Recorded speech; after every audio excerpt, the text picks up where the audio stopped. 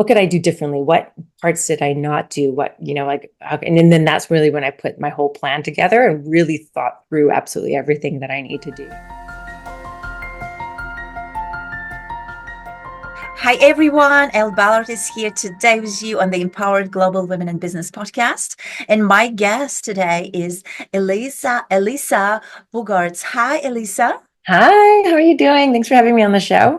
Yes, thank you Nice for to meet being with you. us. Great to have you. Elisa is a launch strategist and planner. She helps coaches strategize, plan, and execute their program launches in a structured and organized way so they can focus on scaling their business. She has a combined 17 years of project management and coaching experience that she uses to get her clients ready to launch. Amazing. I love Thank that. you. Can you share with us where Yeah. does this passion come from? Yeah, so when I sort of started my career, I was like, I'm just going to get an office job. And it kind of morphed into becoming a project manager. So I was in corporate for about 23 years and I really worked for some really large companies and worked my way up to eventually being like a technical program manager. And so I was in the project management industry. I've been a project manager now for about like 14 years. And it's something that really comes super easy to me. And when I was in corporate, it was my job to keep myself and everyone I worked with organized so we could launch new products or new software, to keep everybody on track. I hit the deadlines. And I've also had my own coaching business for the last 4 years, and I've launched my own programs and I've done like gift giveaways and summits and launched a book, which you can kind of see over here. And also most recently my own podcast as well. And I really like meticulously planned and managed all of them.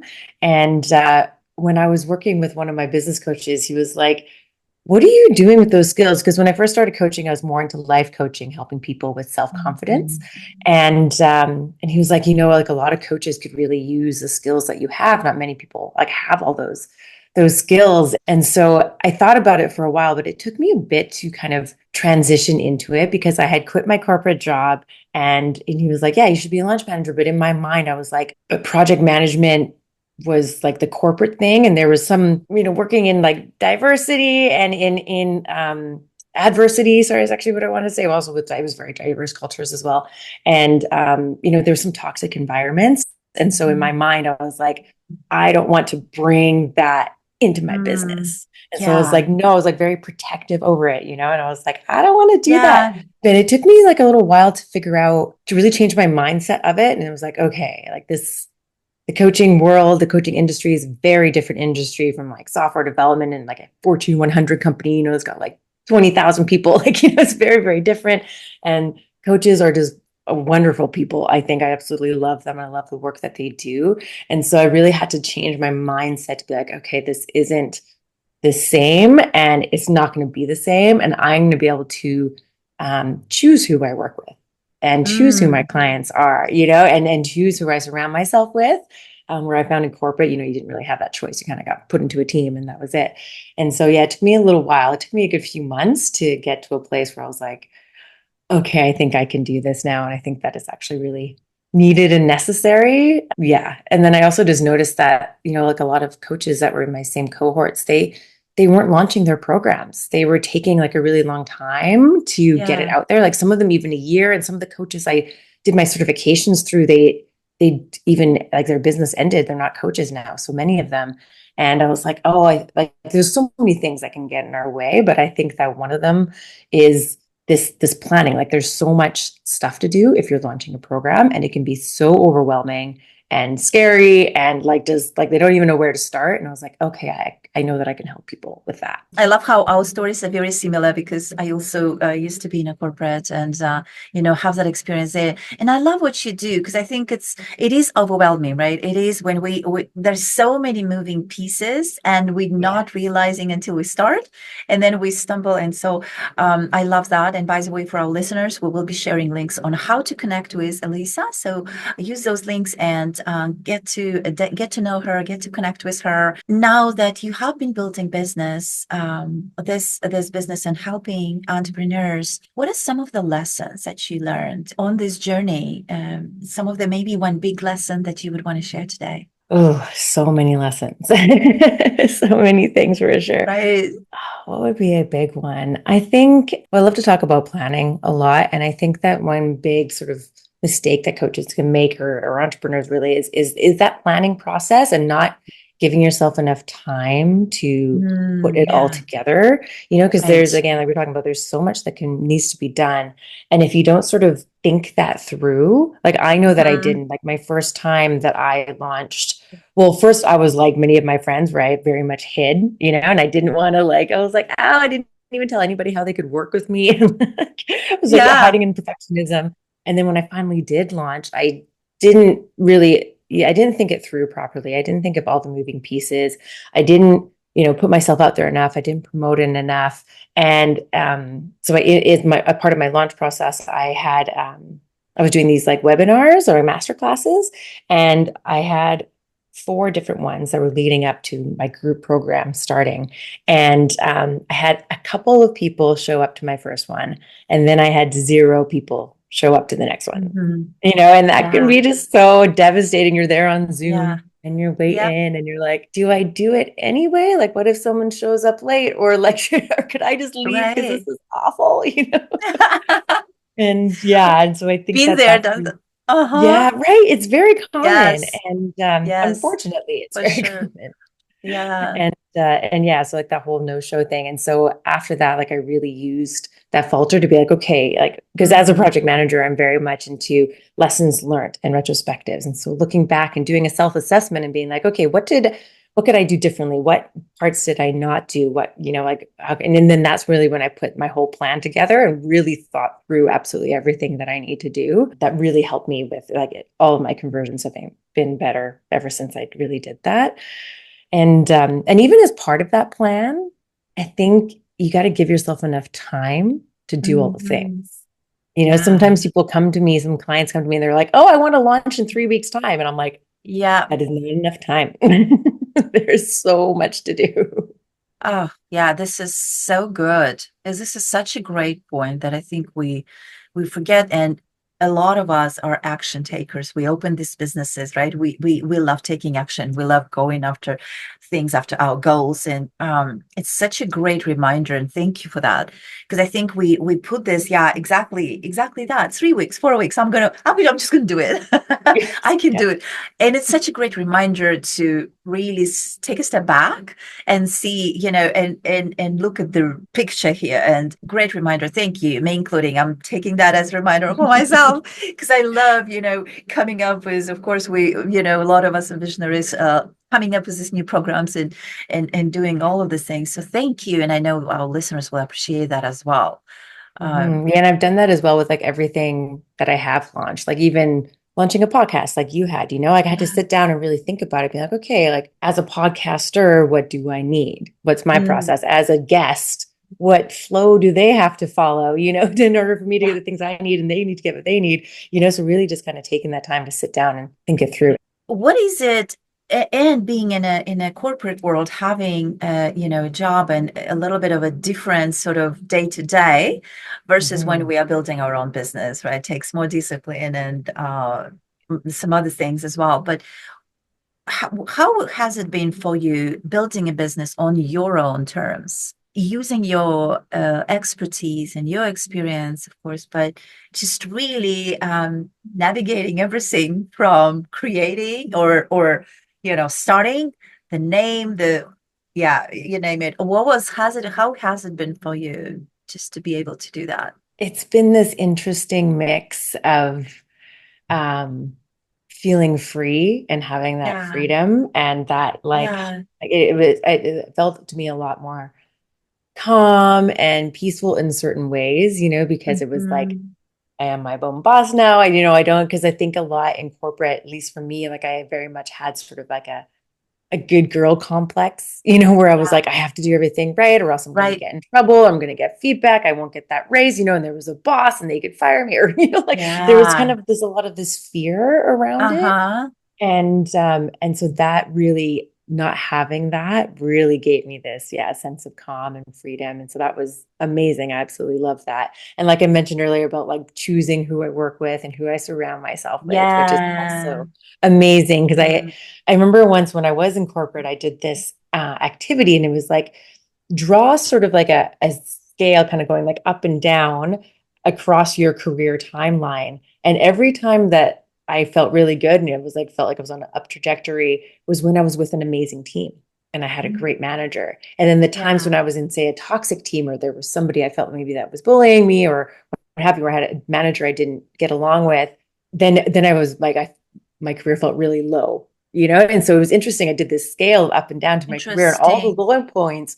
were Yeah. 100% to do with the people that I surrounded myself Mm, with. So that interesting. also was amazing as being an entrepreneur. But in saying that, it was also, stressful and like, right. So and there was something about having to do something. So I feel like as an entrepreneur, you get to choose. So there isn't Mhm. necessarily like a have to, like, you kind of set your own deadlines and therefore it could shift if you wanted it to. Yeah. And there was no like you have in corporate where there's like, no, this is what has to get done by these certain times. And this is a project and like we have to deliver by this time. And there also has consequences.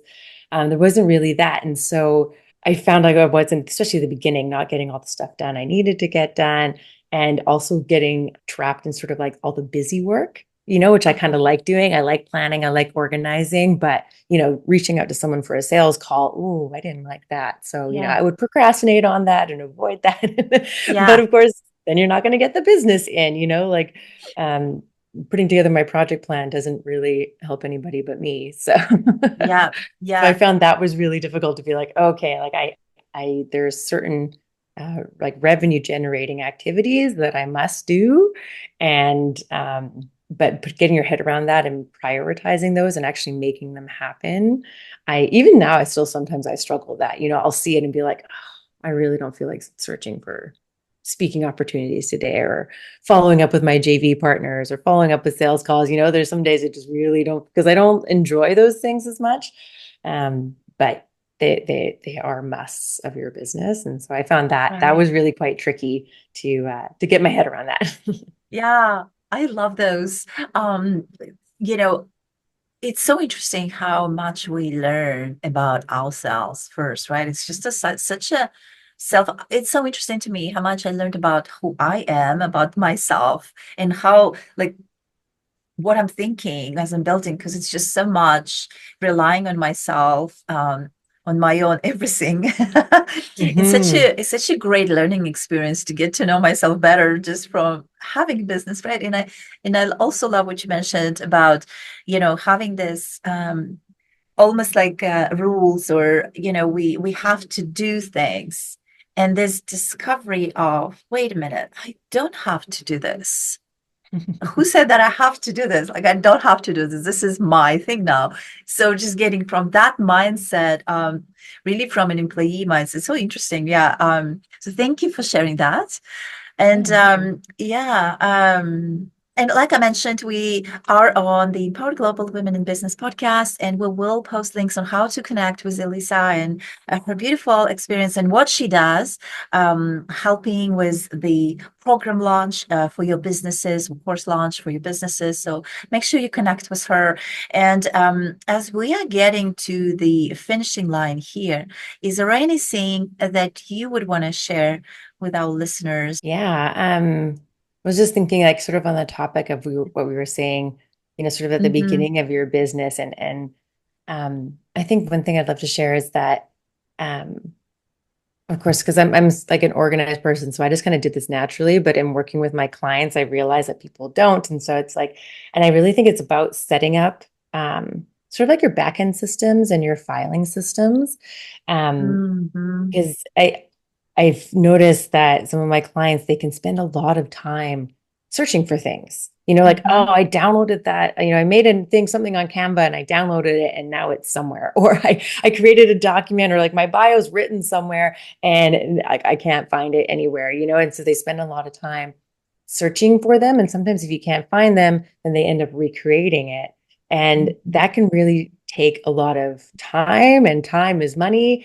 And and also can just be really frustrating, like always, searching for things, not finding them, recreating them. And yeah, so I would just say that, especially at the beginning of your business or any time in your business, if it's not organized, to start getting that organized. Start, if you're using, say, whatever filing system you're using, like create folders and have a system so that you know exactly where Mhm. to go to find something. So you can be more efficient, you can streamline your processes. I'm all about like systems and processes. And I think that's a really good one, is to have that organized. Like one of the things I do with my clients is I have a planning template, and it's like this really big plan for their program launch. And we go through it, and I'll tell them, like, make sure you save it somewhere where you can find it again. And then they can't. So they'll email me a couple of weeks later and be like, do you, like, I can't find it. And I'm like, I So don't know good. where you put it though, Yeah. because like Right. you weren't sharing your screen. I don't know where it is. And I just tell them like, oh, it was called this. Maybe you could search for it. And but I know that one of my clients, he was like more established. He's already like quite established and making six figures. And he had it where he had a contractor who she had done everything like on her own computer. And so therefore it was on her own Oh, email. It was wow. saved in her own drives. And it wasn't like in a shared place where he could access them.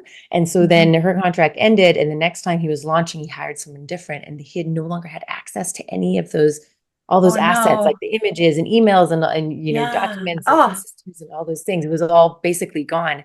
And so his new team, not only did they spend a ton of time trying to search for the things, maybe we can yeah. find the email that she sent, if we were CC'd in it somewhere. But they spent a ton of time searching, and then they had to recreate it all. And so he really feels that because they Wow. spent so much time having to recreate everything, they didn't do things they needed to do. So therefore Yeah. he lost out money with his launch and also have to like pay them to recreate everything. And he Hmm. thinks it cost him about like 50 grand that Mm. launch, and even if you're, Wow. newer and you're nowhere near 50 grand, just like Yeah. think of all the time and, maybe eventually Yeah. it will That's cost you right. 50 grand. So start Yeah. getting organized now. And, so as your team does grow, you already have a system and you can easily train them. It's all set up, and everybody just knows where everything goes and how it's all set up. Yeah. Yeah. Oh, so important. Thank you for So that. So important. Yeah. Systems, SOPs, and everything, right? Thank you for that reminder. And thank you for sharing that. And thank you for being on our podcast today. It's been a great conversation to get to know you. yeah, thank you so much for having me. This is wonderful. And I love that, that we've been in this collaboration community and now we get to Yeah. be on this podcast That together. to That's me one thing too. I Yeah. love about being an entrepreneur. It's like, it's amazing. You never quite know where the relationships are going to go. So thank you Yeah. so much. Beautiful. Thank you so much, Elisa. I'll talk to you soon.